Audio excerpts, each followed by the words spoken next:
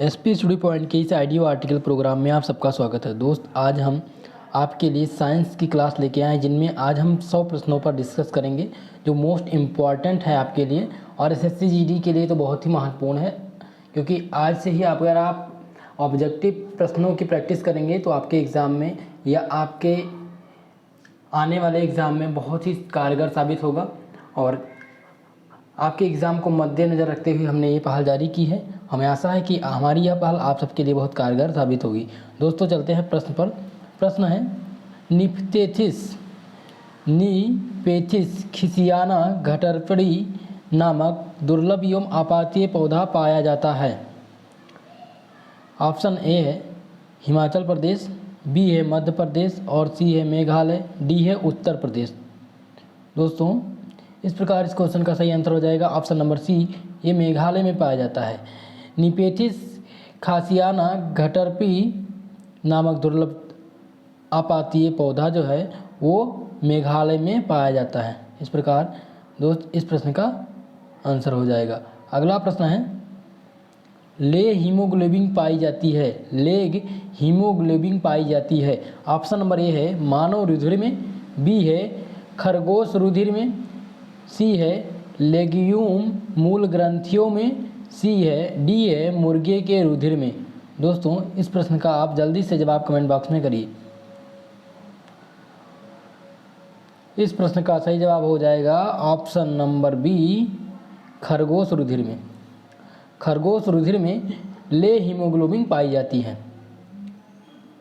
अगला प्रश्न है, निम्नलिखित में से कौन सा एक कीटहारी पादप है। ऑप्शन है पैशन फ्लावर पादप, बी है घटरपड़ी, सी है रात की रानी, डी है फ्लेम ऑफ द फॉरेस्ट। इस प्रश्न का सही जवाब हो जाएगा घटरपड़ी। घटरपड़ी जो है वो एक कीटहारी पादप पौधा है। अगला प्रश्न है, आर्क बैक्टीरिया के एक समूह के को उत्पादन के लिए उपयोग में लाया जाता है। एथेन के, अम्ल के, मेथेन के या एल्कोहल के। आर्क बैक्टीरिया जो है वो किस चीज़ के उपयोग में, किस चीज़ के उत्पादन में उपयोग में लाया जाता है। एथेन के, अम्ल के, मेथेन के या एल्कोहल के। दोस्तों, इस क्वेश्चन का सही आंसर हो जाएगा मेथेन। इस क्वेश्चन का सही आंसर हो जाएगा मेथेन। आर्क बैक्टीरिया के एक समूह को मेथेन के उत्पादन में प्रयोग में लाया जाता है। अगला प्रश्न है, निम्नलिखित में से कौन सा एक कवक और उच्चतर पादपों की जड़ के बीच उपयोगी प्रकारक सहचर है। ऑप्शन है जैव उर्वरक, बी है प्रवालभूत, सी है लाइकेन, डी है कवक मूल। जल्दी से आप इस प्रश्न का सही जवाब दीजिए। इस प्रश्न का उत्तर आप जल्दी से बताइए। इस प्रश्न का सही जवाब क्या हो जाएगा। इस प्रश्न का सही जवाब हो जाएगा कवक मूल। इस प्रश्न का सही जवाब हो जाएगा कवक मूल। अगला प्रश्न है, निम्नलिखित में से कौन सी सूक्ष्म जीव जैव उर्वरक के रूप में प्रयोग होते हैं। ऑप्शन है साइनोबैक्टीरिया, बी है प्रोटोजोआ, सी है विषाणु, डी है इनमें से कोई नहीं।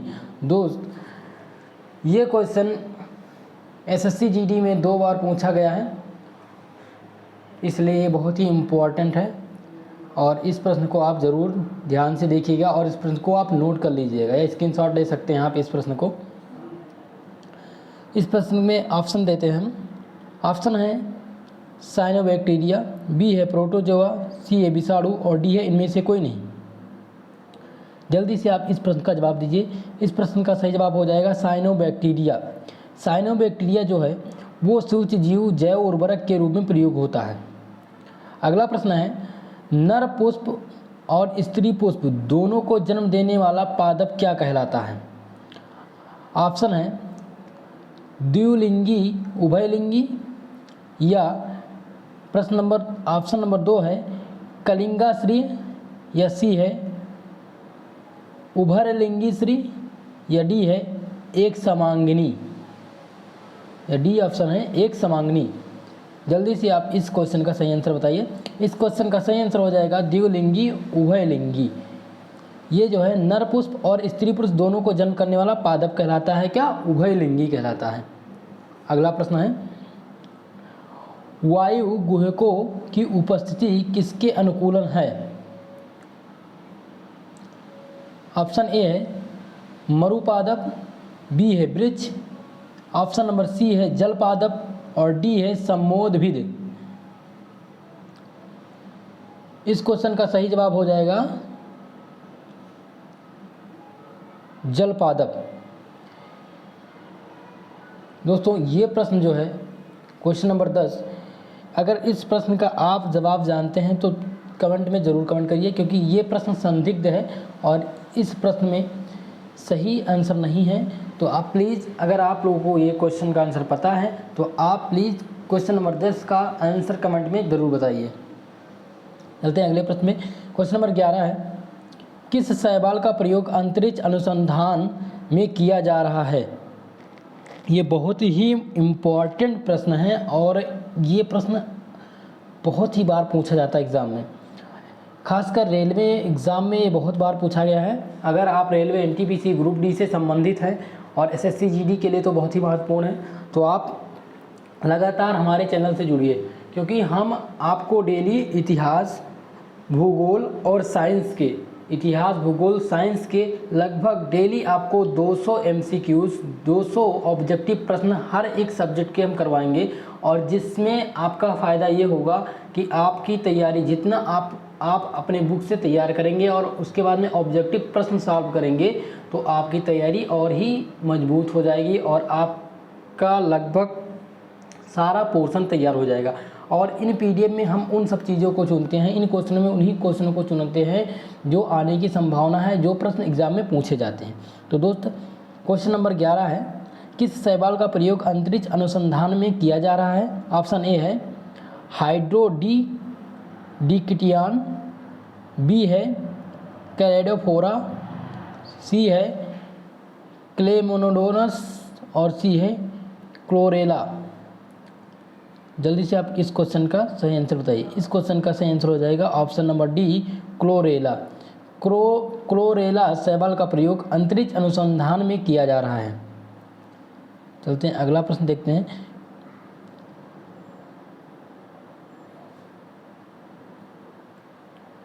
अगला प्रश्न है, किस शैवाल का प्रयोग अंतरिक्ष अनुसंधान में किया जा रहा है? ये प्रश्न हो चुका है। क्वेश्चन नंबर 12 देखते हैं। क्वेश्चन नंबर 12 है, लाइकेन है, ए है परजीवी, बी है रसायन पोषी, सी है अपघटक, डी है सहजीवी। लाइकेन क्या है? जल्दी से आप इस प्रश्न का जवाब बताइए। इस प्रश्न का उत्तर क्या हो जाएगा? इस प्रश्न का उत्तर हो जाएगा option number B, option number D सहजीवी। इस प्रश्न का सही जवाब हो जाएगा सहजीवी। चलते हैं अगले प्रश्न पर। क्वेश्चन नंबर 13 है, बीजों के अंकुरण के लिए किसकी आवश्यकता नहीं है? बीजों के अंकुरण के लिए किसकी आवश्यकता नहीं है? ऑप्शन है पानी, बी है वायु, सी है धूप, डी है उपयुक्त तापमान। इस क्वेश्चन का सही जवाब हो जाएगा ऑप्शन नंबर सी धूप। बीजों के अंकुरण के लिए धूप की आवश्यकता नहीं होती है, अगर धूप नहीं भी मिलेगी तभी बीज अंकुरित हो जाएंगे, इसलिए इस प्रश्न का सही जवाब हो जाएगा ऑप्शन नंबर सी। चलते हैं अगले प्रश्न की तरफ। क्वेश्चन नंबर 14 है, कौन सा पौधा कीट पकड़ता है? कौन सा पौधा कीट पकड़ता है? ऑप्शन नंबर ए है ऑस्ट्रेलियन एकेसिया, बी है स्माइल लैक्स, सी है नीरियम और डी है नेपथन्स। ये इम्पॉर्टेंट प्रश्न है और ये पूछा भी जाता रहता है। कौन सा पौधा कीट पकड़ता है? ऑप्शन है ऑस्ट्रेलियन एकासिया, स्माइलैक्स, सी है नीरियम और डी है नेपथन्स। दोस्त इस प्रश्न का सही जवाब हो जाएगा ऑप्शन नंबर डी नेपथन्स। नेपथन्स जो है वो कीट पकड़ने वाला पौधा होता है। चलते हैं अगले प्रश्न पर। अगला प्रश्न है, किस पौधे में किस पौधे के फलों को भूमि के नीचे पाया जाता है? किस पौधों के फलों को भूमि के नीचे पाया जाता है? ए है आलू, बी है गाजर, सी है मूंगफली और डी है प्याज। जल्दी से आप इस प्रश्न का जवाब दीजिए। इस प्रश्न का जवाब आपको देना है और कमेंट बॉक्स में आप कमेंट करके बताइए।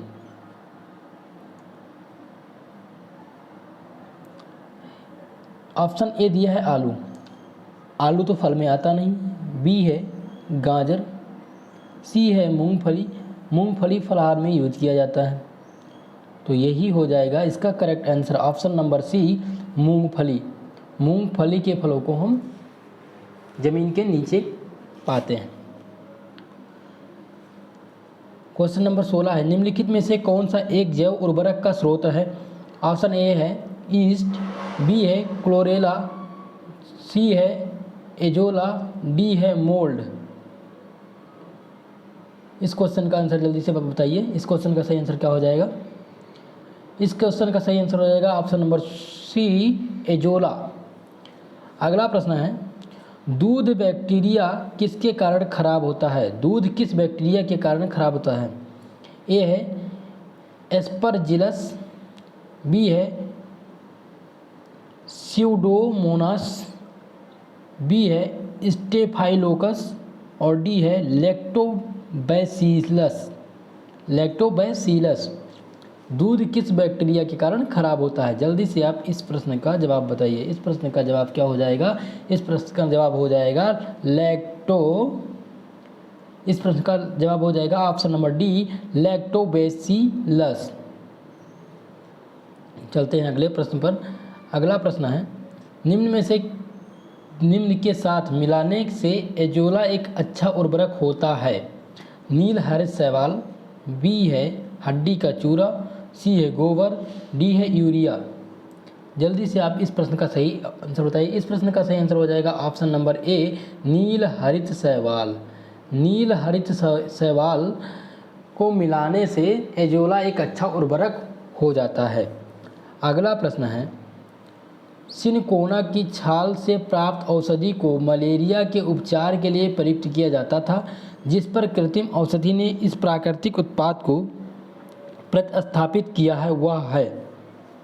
ऑप्शन नंबर ए है क्लोरोमाइसिनिन, बी है क्लोरोविन, सी है टेट्रासाइक्लिन और डी है एम्पिसिलिन। क्वेश्चन नंबर 19 का आंसर जल्दी से आप बताइए। क्वेश्चन नंबर 19 का आंसर हो जाएगा क्लोरोविन। क्लोरोविन। इस प्रश्न का सही आंसर हो जाएगा ऑप्शन नंबर बी। चलते हैं अगले प्रश्न पर। अगला प्रश्न है, उद्योगों में निम्नलिखित सूक्ष्म जीवों में से कौन सा एक प्रकार सर्वाधिक व्यापक रूप से उपयोग में आता है?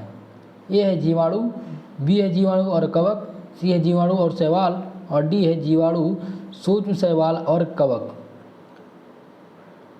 इस प्रश्न का सही जवाब हो जाएगा ऑप्शन नंबर डी जीवाणु, सूक्ष्म शैवाल और कवक। ऑप्शन नंबर डी जीवाणु, सूक्ष्म शैवाल और कवक। चलते हैं अगले प्रश्न पर। अगला प्रश्न है, प्याज के छिलके उतारने पर आंसू क्यों आते हैं? ये प्रश्न बार बार पूछा जाता है दोस्त। प्याज के छिलके उतारने पर आंसू क्यों आते हैं? क्योंकि प्याज निष्कासित करते हैं। क्योंकि प्याज निष्कासित करते हैं। आप प्रश्न को समझिए।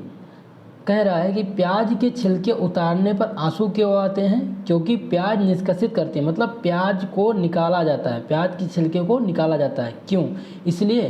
इसलिए हमारी आंखों में आंसू आते हैं। इसका आंसर आप बताइए। ऑप्शन मैं आपको दे रहा हूँ। ऑप्शन नंबर ए है सल्फोनिक अम्ल, बी है सल्फेनिक अम्ल, सी है एमिनो अम्ल और डी है कार्बोक्सिलिक अम्ल। जल्दी से आप इस प्रश्न का आंसर बताइए, क्योंकि आप इस प्रश्न से वाकिफ़ होंगे कि कई बार एग्ज़ाम में पूछा गया है और ये बहुत ही महत्वपूर्ण है। इस प्रश्न का सही जवाब हो जाएगा ऑप्शन नंबर बी सल्फेनिक अम्ल। सल्फेनिक अम्ल के कारण प्याज के छिलके उतारते हैं जब, तब हमारे आंखों में आंसू आते हैं। अगला प्रश्न है क्वेश्चन नंबर बी, रसेदार सब्जी में प्रयोग होने वाला मशरूम होता है? कवक, हरित सब्जी, शैवाल, पशु का मांस। प्रश्न नंबर 22 का आंसर क्या हो जाएगा? कवक। रसेदार सब्जी में प्रयोग होने वाला मशरूम होता है एक प्रकार का कवक होता है। अगले प्रश्न पर चलते हैं। निम्नलिखित में से कौन सा विश्व का सबसे बड़ा पुष्प है? ए है कमल, ऑप्शन नंबर ए है कमल, बी है सूरजमुखी, सी है रेफ्लेसिया, डी है ग्लोरी लिली। कौन सा विश्व का सबसे बड़ा पुष्प है? कमल, सूरजमुखी, रेफ्लेसिया या ग्लोरी लिली? जल्दी से आप इस प्रश्न का सही जवाब बताइए। इस प्रश्न का सही जवाब क्या हो जाएगा? रेफ्लेसिया। रेफ्लेसिया जो है वो विश्व का सबसे बड़ा पुष्प है। बहुत ही इम्पोर्टेंट प्रश्न है। रेफ्लेसिया ये जो है विश्व का सबसे बड़ा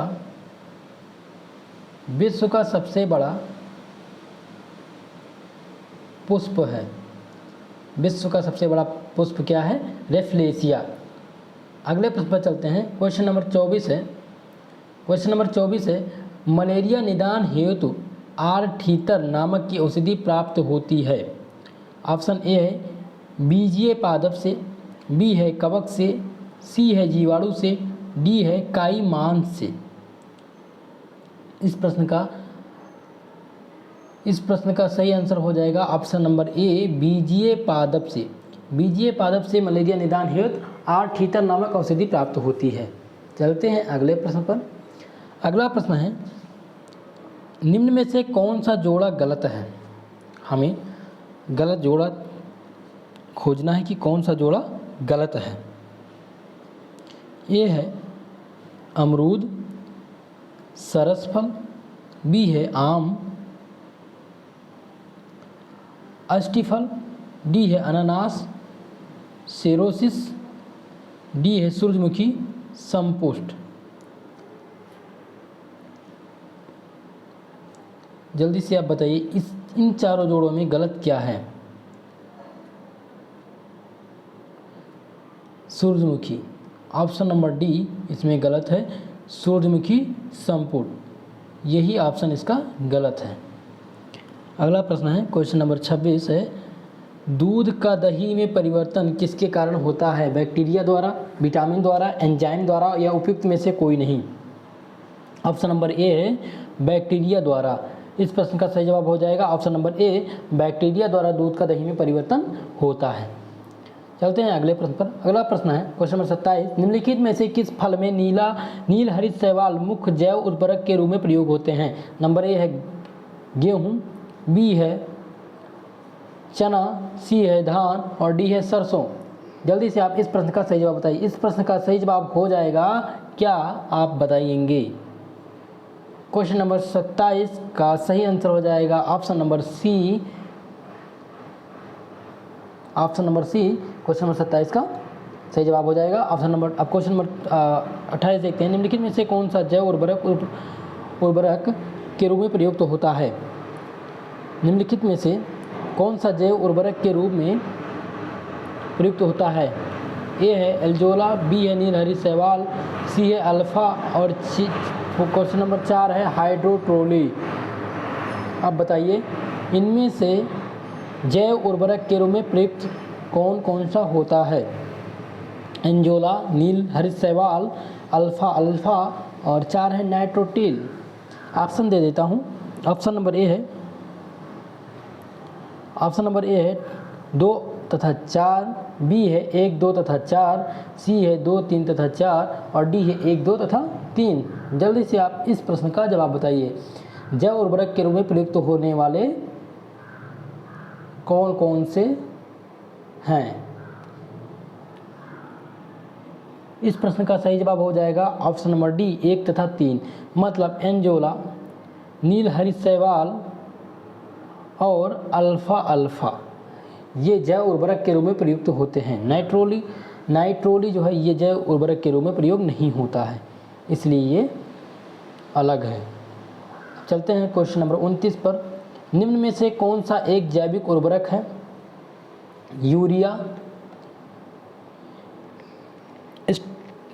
स्टेप्टोसाइक्लिन, डी है एंजोला, और बी है 2,4-D। इनमें से कौन सा एक जैविक उर्वरक है? बाबू साहब, अगर आप खेतीबाड़ी से संबंधित हैं तो जैविक उर्वरक तो आप जानते ही होंगे, तो जल्दी से आप बता दीजिए कि इस प्रश्न का सही जवाब क्या हो जाएगा। इस प्रश्न का सही जवाब हो जाएगा एंजोला। अभी आपको बताए हैं कि एंजोला जो है वो जैविक उर्वरक के रूप में प्रयोग होता है।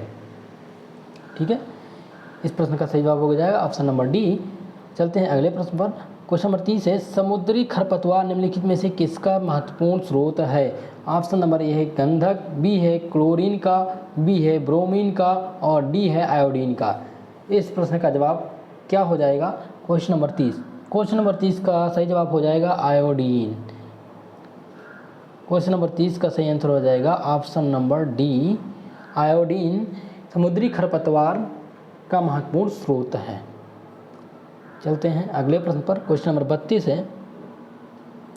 क्वेश्चन नंबर 32 जो है वो है, सूक्ष्म जीवाणु बैक्टीरिया को देखा जा सकता है। सूक्ष्म जीवाणु बैक्टीरिया को देखा जा सकता है। ऑप्शन नंबर ए है खाली आग द्वारा, बी है कंपाउंड खुर्दबीन द्वारा, सी है हैंड लेंस द्वारा और डी है इलेक्ट्रिक खुर्दबीन द्वारा। 32 का सही आंसर हो जाएगा ऑप्शन नंबर बी, कंपाउंड खुर्दबीन द्वारा। 32 का सही आंसर हो जाएगा कंपाउंड खुर्दबीन द्वारा। चलते हैं अगले प्रश्न पर। अगला प्रश्न है क्वेश्चन नंबर 35, किस फल का विकास पुष्प क्रम में होता है? ए है सेब, बी अमरूद, सी अनानास, डी अंगूर। जल्दी से आप इस प्रश्न का जवाब बताइए। क्वेश्चन नंबर 35, किस फल का विकास पुष्प क्रम के रूप में होता है? इस प्रश्न का सही जवाब हो जाएगा ऑप्शन नंबर सी, अनानास। अनानास का विकास पुष्प क्रम के रूप में होता है, क्योंकि अनानास में हरी हरी पत्तियां उगती हैं, इसलिए इसको पुष्प क्रम के श्रेणी में रखा गया है। आप इस चीज़ को जानते रहें। ठीक है, चलते हैं क्वेश्चन नंबर 36 पर। किस फल में असली तथा नकली फलों के गुण सम्मिलित हैं? अब ये बड़ा इंटरेस्टिंग प्रश्न बन जाता है कि किस फल में असली तथा नकली फलों के गुण सम्मिलित हैं। ए है केला, बी है बादाम, सी है काजू आम और डी है काजू। जल्दी से आप इस प्रश्न का जवाब दीजिए भाई साहब। इस प्रश्न का सही जवाब क्या हो जाएगा? क्वेश्चन नंबर 36 का सही जवाब क्या हो जाएगा? Option number D. इस प्रश्न का सही जवाब हो जाएगा ऑप्शन नंबर डी, काजू। ऑप्शन नंबर डी, काजू। काजू के फल में असली तथा नकली गुण सम्मिलित रहते हैं। करते हैं अगले प्रश्न पर। क्वेश्चन नंबर 37 है, अमरबेला कुष्ठकुटा है। ए है आंशिक तना परजीवी, बी है पूर्ण तना परजीवी, सी है आंशिक मूल परजीवी और डी है पर्णमूल परजीवी। क्वेश्चन नंबर 37 का सही जवाब हो जाएगा ऑप्शन नंबर बी, पूर्ण तना परजीवी। क्वेश्चन नंबर 38 है, किस पौधे का खाद्य चालन ऊतक है? ए है जाइलम, बी है फ्लोयम और सी है पैरेकाइनमा और डी है कार्लेकाइनमा। इस प्रश्न का सही जवाब हो जाएगा option number B, phloem. Phloem जो है वो पौधे का खाद्य चालक ऊतक है। चलते हैं आगे। क्वेश्चन नंबर 40 जो है, किस वृक्ष को अधिकतम हानि निम्नलिखित में से कैसे पहुंचता है? किसी वृक्ष को अधिकतम हानि निम्न में से कैसे पहुंचता है? ऑप्शन ए है उसकी पत्तियों में से आधी का नाश, बी है सभी पत्तियों का नाश, सी है उसकी आधी शाखाओं का नाश, डी है उसकी छाल का नाश। बताइए कि वृक्ष की अधिकतम हानि कैसे पहुंचती है? अगर उनकी पत्तियों को आधा काट दिया जाए तब, या सभी पत्तियों को तोड़ दिया जाए तब, यह सभी आधी शाखाओं को काट दिया जाए तब, या उसकी छाल, जो पेड़ की छाल होती है उसको निकाल दिया जाए तब। इस प्रश्न का सही जवाब हो जाएगा ऑप्शन नंबर डी, उसकी छाल का नाश। अगर किसी पौधे के पेड़ की छाल आप निकाल देंगे तो पौधा सबसे ज़्यादा हानि उस पौधे को पहुंचेगी और वह पौधा सूख जाएगा। ठीक है दोस्त। क्वेश्चन नंबर 41 है, पौधों में रस आरोहण चढ़ाव किसके द्वारा होता है? पौधों में रस आरोहण चढ़ाव किसके द्वारा होता है? ए है मज्जा, बी है फ्लोएम, बी है कैम्बियम, डी है जाइलम।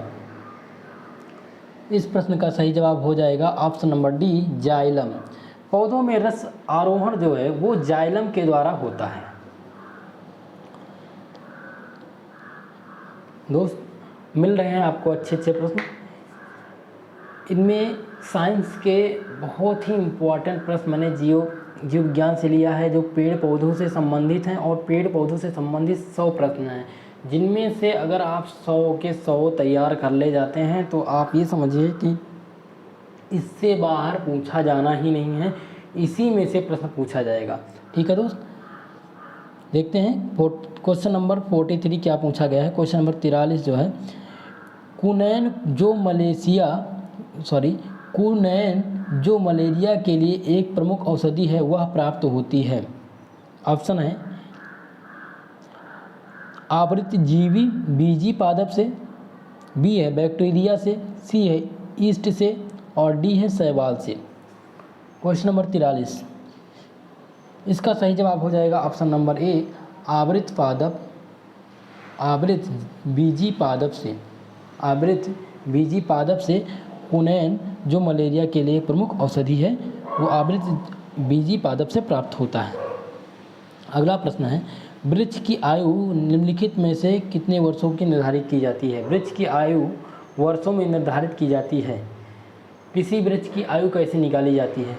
ऑप्शन ए है इसके भार द्वारा, बी है इसकी ऊंचाई द्वारा, सी है इसमें वार्षिक वलयों की संख्या के आधार पर, या डी है इनकी जड़ों की लंबाई द्वारा। क्वेश्चन नंबर 44 का सही आंसर क्या हो जाएगा? ऑप्शन नंबर सी, इसमें वार्षिक वलय की संख्या के आधार पर, इसमें वार्षिक वलयों की संख्या के आधार पर वृक्ष की आयु निर्धारित की जाती है। अगला प्रश्न है, भ्रूण कोश में स्थित द्वितीय केंद्र के नर युग्म का संयोजन क्या कहलाता है? ए है निषेचन, बी है अनिषेक जनन, सी है त्रिसलयन, और डी है उपरोक्त में से कोई नहीं। इस प्रश्न का सही जवाब हो जाएगा ऑप्शन नंबर सी, त्रिसलयन। त्रिसलयन जो है वो भ्रूण कोश में स्थित द्वितीय केंद्र को नर युग्म का संयोजक कहा जाता है।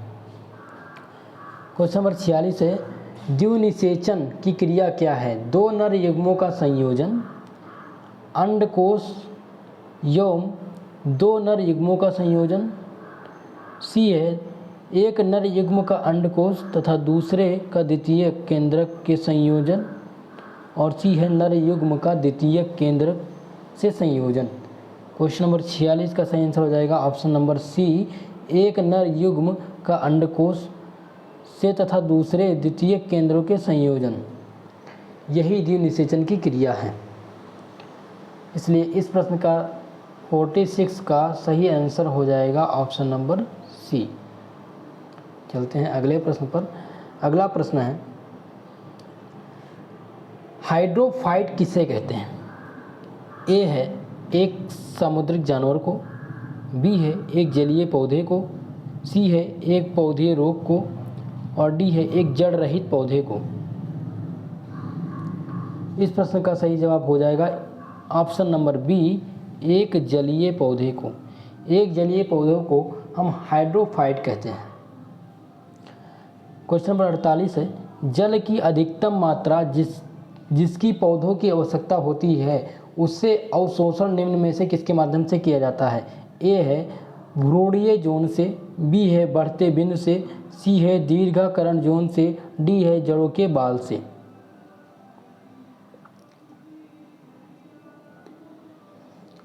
जल्दी से आप इस प्रश्न का सही जवाब बताइए। Question number 48। क्वेश्चन नंबर 48 का सही जवाब क्या हो जाएगा? इसका सही जवाब हो जाएगा ऑप्शन नंबर डी, जड़ों के बाल से। जड़ों के बाल से जल की अधिकतम मात्रा जिसकी पौधों की आवश्यकता होती है उसके अवशोषण निम्नलिखित माध्यम से करते हैं। ठीक है, इस प्रकार इस क्वेश्चन का सही आंसर हो जाएगा ऑप्शन नंबर डी। चलते हैं अगले प्रश्न पर। क्वेश्चन नंबर 49 है, एपीफाइट्स वे पौधे हैं जो अन्य पौधों पर निर्भर हैं। एपीफाइट्स वे पौधे हैं जो अन्य पौधों पर निर्भर होते हैं। ए है भोजन के लिए, बी है यांत्रिक अवलंब के लिए, छाया के लिए, और डी है जल के लिए। Question number 49। क्वेश्चन नंबर 49 का सही जवाब हो जाएगा option number B. Option number B है यांत्रिक अवलंब के लिए। एपीफाइट्स के वे पौधे जो अन्य पौधों पर निर्भर करते हैं वो किसके लिए करते हैं? यांत्रिक अवलंब के लिए। इस प्रकार इस क्वेश्चन का सही आंसर हो जाएगा option number B. Option number B इसका करेक्ट आंसर हो जाएगा। क्वेश्चन नंबर 50 है, मरुस्थलीय पौधों की जड़ें लंबी होती हैं क्योंकि ऑप्शन दिया है भूमि का उच्च तापमान जड़ों को लंबा होने एवं प्रोत्साहित करता है, बी है जड़ें पानी की तलाश में लंबी हो जाती हैं, सी है भूमि में पानी नहीं होता है अतः यह सख्त होकर जड़ों पर दबाव डालती हैं जिससे वह लंबी हो जाती हैं, डी है जड़ें सूर्य की गर्मी के विपरीत दिशा में बढ़ती हैं। मरुस्थलीय पौधे की जड़ें लंबी क्यों होती हैं, इसका कारण आप बताइए। ऑप्शन मैंने दे दिया है, एक बार फिर से बता दे रहा हूँ। भूमि का उच्च तापमान जड़ों को लंबा होने एवं प्रोत्साहित करता है, यानी जो भूमि का तापमान है वो उनको लंबा होने के लिए प्रोत्साहित करता है। और बी है जड़ें पानी की तलाश में लंबी हो जाती हैं, जो जड़ है वो पानी की तलाश में लंबी हो जाती हैं। सी है भूमि में पानी नहीं होता अतः यह सख्त होकर जड़ों पर दबाव डालती हैं जिससे वह लंबी हो जाती हैं। ऑप्शन नंबर डी है कि जड़ें सूर्य की गर्मी की विपरीत की दिशा में बढ़ जाती हैं। Question number 50।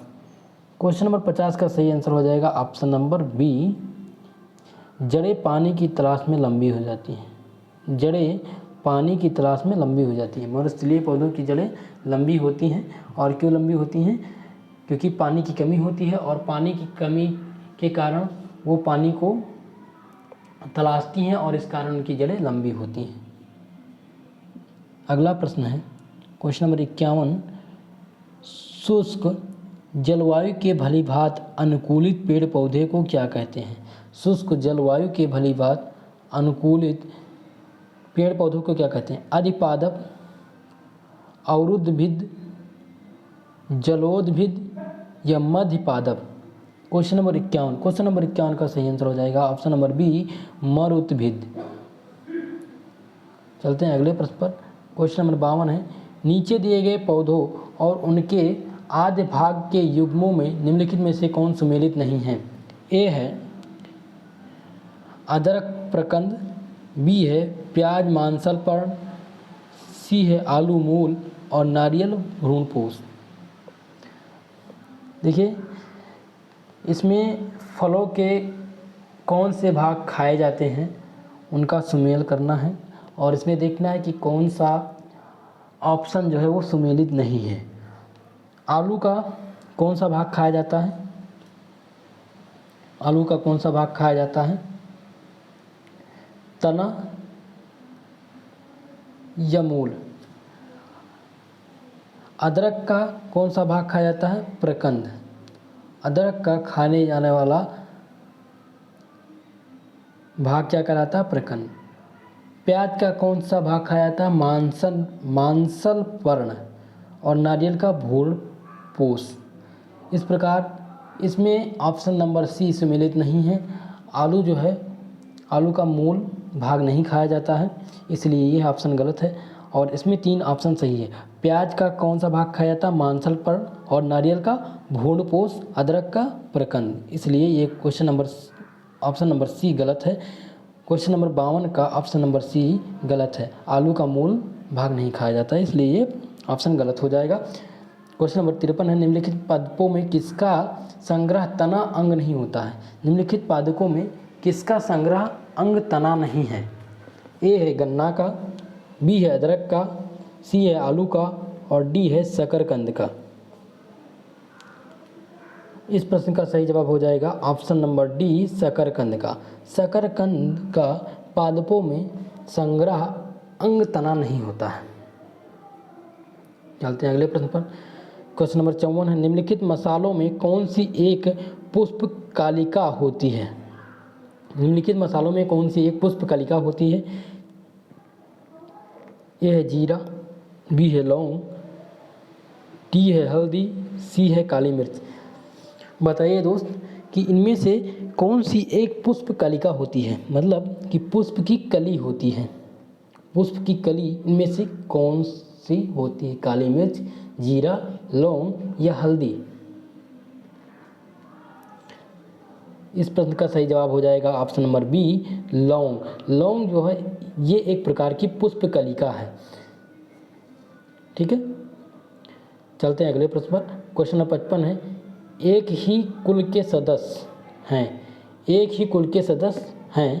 ऑप्शन है कपास व प्याज, बी है सूरजमुखी व गुड़हल, सी है गुड़हल व कपास, डी है इनमें से कोई नहीं। जल्दी से आप इस प्रश्न का सही जवाब बताइए। क्वेश्चन नंबर 55 का सही जवाब हो जाएगा ऑप्शन नंबर सी, गुड़हल व कपास। गुड़हल व कपास एक ही कुल के सदस्य हैं। चलते हैं अगले प्रश्न पर। क्वेश्चन नंबर 56 है, निम्नलिखित में से कौन सी खाई जाने वाली फफूद है? ए है मयूकर, बी है मार्केला, सी है पिनिक्सनिया और डी है अस्टिलैमो।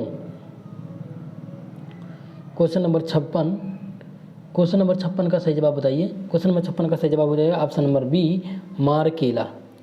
मार्केला जो है एक खाई जाने वाली फफूद है। क्वेश्चन नंबर 57 है, पादप जगत की उभयचर संज्ञा किसे प्रदान की गई है? ऑप्शन नंबर ए है जटिल आंतरिक संरचना वाले टेरिडोफाइटस से, या एक कोशिकीय शैवाल से, या ऑप्शन नंबर सी है सरल आंतरिक संरचना वाले बायोफाइटस से, डी है एक कोशिकीय आंचल शैवाल से। जल्दी से इस प्रश्न का जवाब बताइए। इस प्रश्न का सही जवाब क्या हो जाएगा? इस प्रश्न का सही जवाब हो जाएगा ऑप्शन नंबर सी, एक सरल आंतरिक संरचना वाले बायोफाइटस से। इस प्रश्न का सही जवाब हो जाएगा option number C. Question number 57 का ऑप्शन नंबर सी सही हो जाएगा, एक सरल आंतरिक संरचना वाले बायोफाइटस से। अगला प्रश्न है, बीजी पादप जिसमें संवहन ऊतक पाया जाता है उसे क्या कहते हैं? ऑप्शन ए है बायोफाइटा, बी है अनावृत्ति बीजी, सी है डेरिटोफाइटा और डी है आवृत्ति बीजी। क्वेश्चन नंबर 58 का सही आंसर हो जाएगा option number C, डेरिटोफाइट।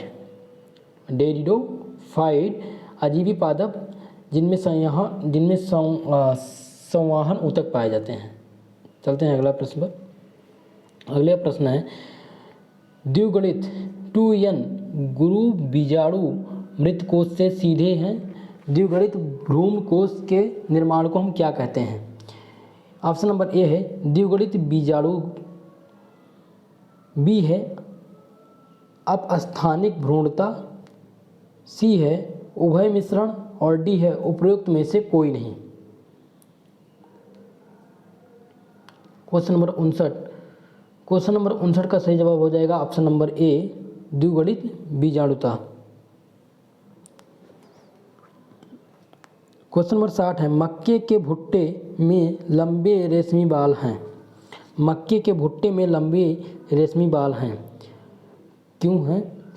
Option A है बीजावरण की अतिवृद्धियाँ, बी है लंबी वर्तिकाएं जो परागकणों को ग्रहण करने में सहायक होती हैं, सी है स्थल मंजूरी पुष्पक्रम की अतिवृद्धियाँ, या डी है उपर्युक्त में से कोई नहीं।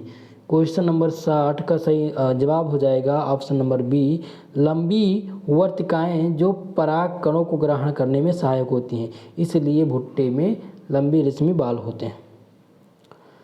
क्वेश्चन नंबर 61 है, नारियल व आम व बादाम के फल होते हैं। नारियल, आम व बादाम के फल होते हैं सरस फल, अष्टफल या फॉलिनिकल या नट। क्वेश्चन नंबर 61 का सही जवाब हो जाएगा ऑप्शन नंबर बी, अष्टफल। नारियल, आम व बादाम के फल अष्टफल होते हैं। क्वेश्चन नंबर 62 है, निम्न रेशों में कौन पौधे के तने का ऊतक नहीं है? निम्न रेशों में से कौन पौधे के तने का ऊतक नहीं है? सन, पटसन, जूट या कपास। जल्दी से आप इस प्रश्न का सही जवाब बताइए। क्वेश्चन नंबर 62 का पहला ऑप्शन है सन, बी है पटसन, सी है जूट और डी है कपास। क्वेश्चन नंबर 62 का सही आंसर हो जाएगा ऑप्शन नंबर डी, कपास। कपास जो है वो तने का उत्पादन नहीं करता। चलते हैं अगले प्रश्न पर। 63 नंबर क्वेश्चन क्या है? 63 नंबर क्वेश्चन है, निम्नलिखित आद्यभूमि उत्पादित सब्जियों में से कौन सी एक रूपांतरित जड़ है? रूपांतरित जड़ इसमें से कौन सा है? ए है आलू, बी है शकरकंद, सी है बंडा और डी है जिमीकंद। 63 नंबर क्वेश्चन का सही जवाब बताइए। 63 नंबर क्वेश्चन का सही जवाब हो जाएगा ऑप्शन नंबर बी, शकरकंद। शकरकंद जो है अधोभूमित उत्पादित सब्जियों में से एक रूपांतरित जड़ है। 64 क्वेश्चन नंबर 64 है, लौंग क्या है? तने की गांठ, जड़ की गांठ, बंद कलियां या बीज।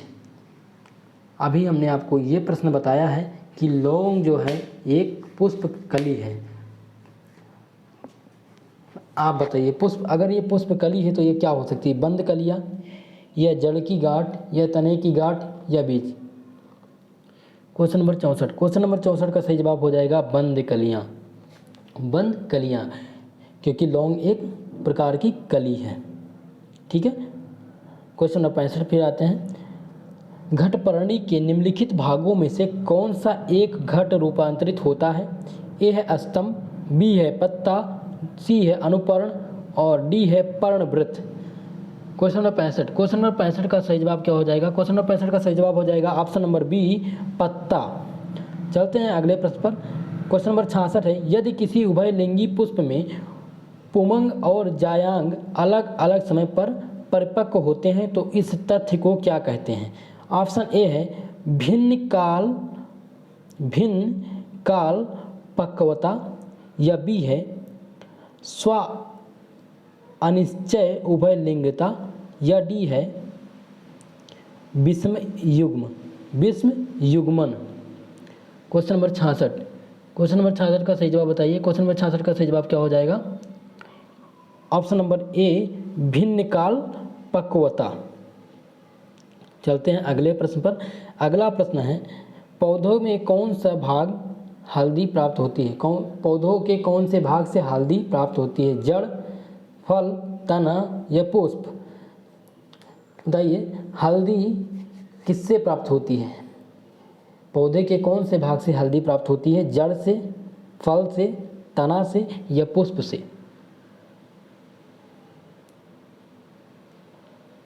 इस प्रश्न का सही जवाब हो जाएगा ऑप्शन नंबर डी, तना से। तना से हल्दी प्राप्त होती है, पौधे के तने से हल्दी प्राप्त होती है। अगला प्रश्न है, निम्नलिखित में से कौन सा रूपांतरित स्तंभ है? गाजर, नारियल, शकरकंद, आलू। जल्दी से आप इस प्रश्न का सही जवाब बताइए। क्वेश्चन नंबर 68 का जवाब आप कमेंट में जल्दी से करिए। इस प्रश्न का जवाब कमेंट में करके आप बताइए कि निम्नलिखित में से कौन सा रूपांतरित स्तंभ है। ऑप्शन में दे रहा हूँ, गाजर, नारियल, शकरकंद, आलू। जल्दी से आप इस प्रश्न का जवाब दीजिए। इस प्रश्न का सही जवाब हो जाएगा ऑप्शन नंबर डी, आलू। चलते हैं क्वेश्चन नंबर 69 पर। क्वेश्चन नंबर 69 है, हल्दी के पौधे का खाने लायक हिस्सा कौन सा है? जड़, फल, प्रकंद या कंद? जल्दी से आप बताइए। ये प्रश्न बहुत ही इंपॉर्टेंट है और ये प्रश्न पूछा भी जाता है। इस प्रश्न का सही जवाब हो जाएगा ऑप्शन नंबर डी, प्रकंद। इस क्वेश्चन का सही जवाब हो जाएगा ऑप्शन नंबर बी। प्रकंद जो है वो खाने लायक हिस्सा होता है हल्दी का।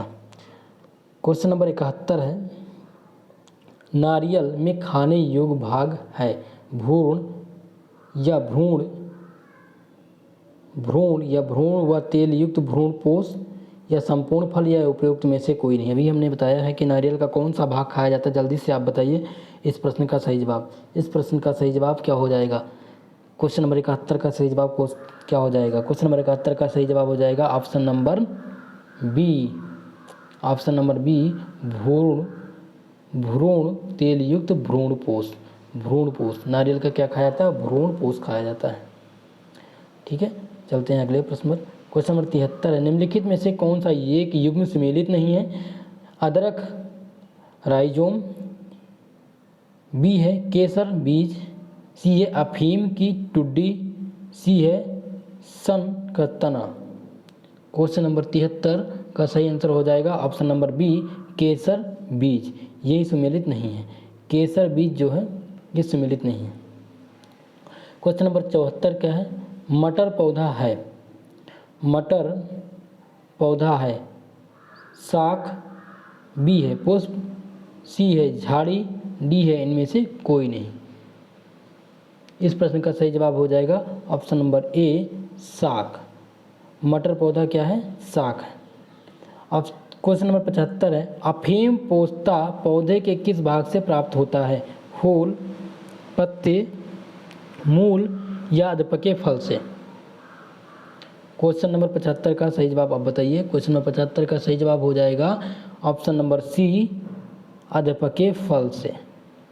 अफीम पोस्ता अधपके फल से निकाला जाता है। अगला प्रश्न है, मॉर्फिन किससे प्राप्त होती है? फूल, फल, पत्ती या तना? Question number 76। क्वेश्चन नंबर 76 का सही आंसर हो जाएगा ऑप्शन नंबर सी, फल से। फल से जो है वो मॉर्फिन प्राप्त होती है। क्वेश्चन नंबर 77 है, शहतूत का फल है? सोरोसिस, बी है साइकोनस, सी है समांग और डी है नट। इस प्रश्न का सही जवाब हो जाएगा ऑप्शन नंबर ए, सोरोसिस। शहतूत का फल क्या है? सोरोसिस है। क्वेश्चन नंबर 78 है, निम्न में से कौन सा एक फल है?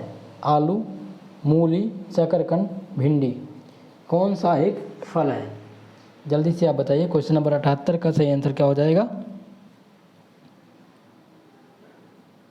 क्वेश्चन नंबर 78 का सही जवाब हो जाएगा ऑप्शन नंबर सी, भिंडी। भिंडी क्या है? एक प्रकार का फल है। क्वेश्चन नंबर 79 है, जिन पौधों में संवहन ऊतक अनुपस्थित होते हैं परंतु भ्रूण का निर्माण होता है वो किस आवृत्ति में रखे गए हैं या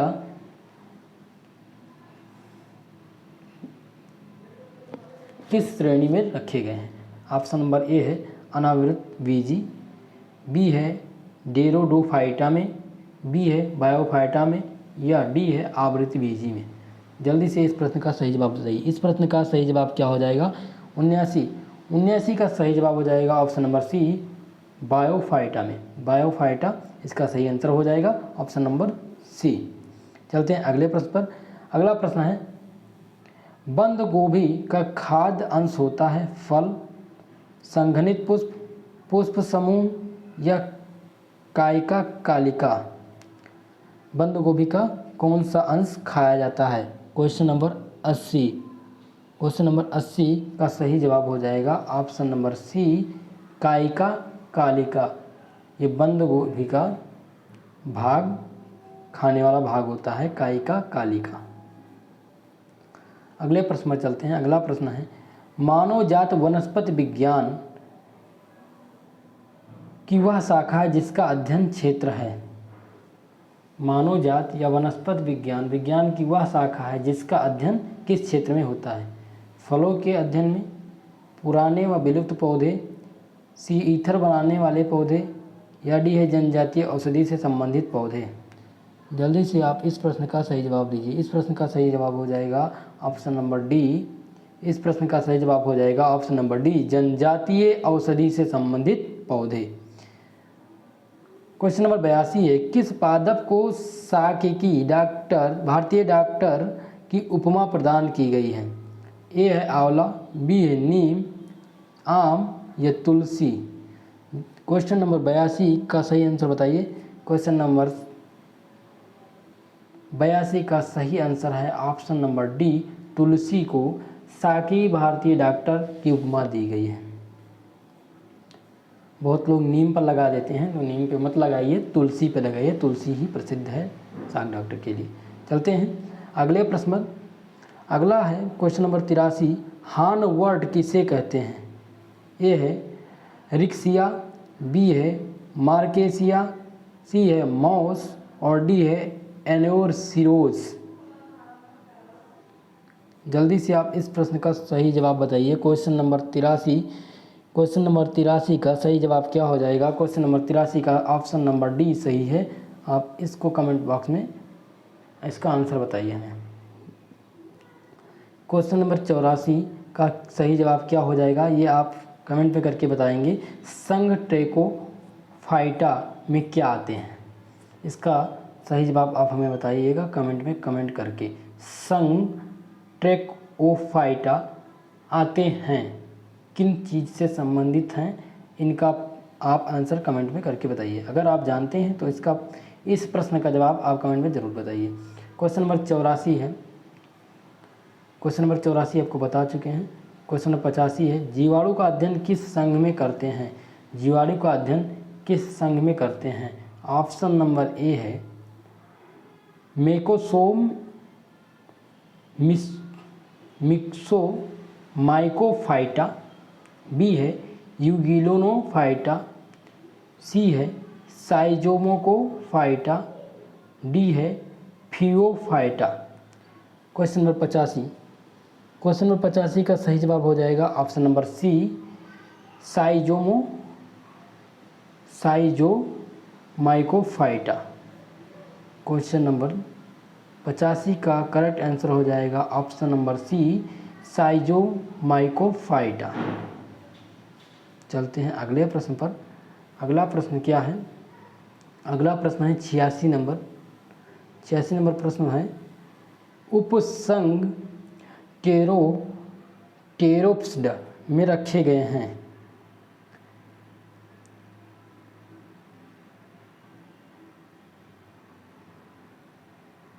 उपसंघ टेरोप्सिड में रखे गए हैं। ऑप्शन नंबर ए है संघनित तने व सल्क पत्रों की भात पत्ती वाले पौधे, बी है बड़ी पत्तियां व जटिल संवहन ऊतक वाले पौधे, सी है छोटी हरी पत्ती तथा साधारण संवहन ऊतक वाले पौधे, या डी है पत्ती रहित जड़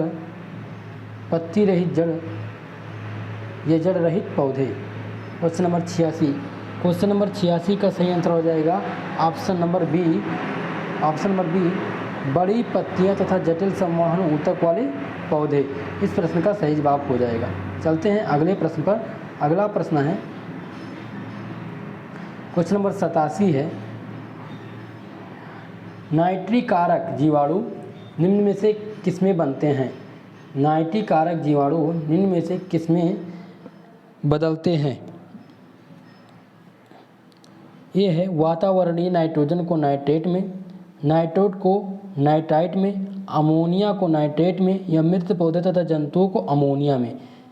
क्वेश्चन नंबर 87 का जल्दी से आंसर बताइए। क्वेश्चन नंबर 87 का सही जवाब क्या हो जाएगा? क्वेश्चन नंबर 87 का सही जवाब हो जाएगा ऑप्शन नंबर सी, अमोनिया को नाइट्रेट में बदलते हैं क्या? नाइट्रिक कारक जीवाणु। क्वेश्चन नंबर 88 है, संसार में 90% प्रकाश संश्लेषण होता है किनके द्वारा? वृक्षों द्वारा, प्रोटिस्टा द्वारा, शैवाल द्वारा, या इनमें से कोई नहीं। क्वेश्चन नंबर 88 का जवाब आप बताइए। क्वेश्चन नंबर 88 का कौन सा ऑप्शन सही हो जाएगा? क्वेश्चन नंबर 88 का कौन सा ऑप्शन सही हो जाएगा? ऑप्शन नंबर सी, शैवाल। इस प्रश्न का सही जवाब हो जाएगा ऑप्शन नंबर सी, शैवाल। अगला प्रश्न है, विस्कमैन को खोज के लिए नोबेल पुरस्कार मिला था। वाक्समैन को किस खोज की, सॉरी ये वाक्समैन लिखा है, हमने विक्समैन पढ़ दिया, इसके लिए सॉरी। 89 क्वेश्चन है, वाक्समैन को किस खोज के लिए नोबेल पुरस्कार मिला? ऑप्शन नंबर ए है पेनिसिलिन, बी है स्ट्रेप्टोमाइसिन और नीमोमाइसिन या क्लोरोमाइसीटीन। क्वेश्चन नंबर 89 का सही जवाब हो जाएगा ऑप्शन नंबर बी। इस प्रश्न का सही जवाब हो जाएगा option number B. Question number 89 का सही जवाब हो जाएगा। चलते हैं अगले प्रश्न। हमारा लास्ट प्रश्न है, भोजन विषाक्तता के लिए निम्न में से कौन उत्तरदायी है? ऑप्शन नंबर ए है जैंथोमोनासिटी, बी है क्लाइस्ट्रीडियम बोटुलिनियम और सी है एशेरिकिया कोली और डी है फ्रैंका। इस क्वेश्चन का सही आंसर हो जाएगा ऑप्शन नंबर बी। इस प्रश्न का सही जवाब हो जाएगा। इस प्रश्न का सही जवाब हो जाएगा ऑप्शन नंबर बी। ठीक है दोस्तों, इस प्रकार आज हमने 100 क्वेश्चनों को चुना इस प्रश्न में, और इस प्रैक्टिस सेट में आज लगभग साइंस के 100 प्रश्नों को चुना है, जिनमें सबसे ज़्यादा प्रश्न हम जीव विज्ञान से लिए हैं और पेड़ पौधों या पादप जगत से लिए हैं, जिनसे बहुत ज़्यादा प्रश्न बनते हैं और ये सारे प्रश्न आपके एग्ज़ाम में आते हैं। इसलिए आप सब प्रैक्टिस सेट ज़रूर करिए। अगर आप हमारे चैनल पर नए हैं तो प्लीज़ हमारा चैनल सब्सक्राइब करिए और बेल आइकन को प्रेस करिए, ताकि जो भी नोटिफिकेशन है वो आप तक मिलती रहे। मेरे वीडियो में बने रहने के लिए आपका धन्यवाद। मिलते हैं किसी अगले वीडियो में, तब तक के लिए जय हिंद।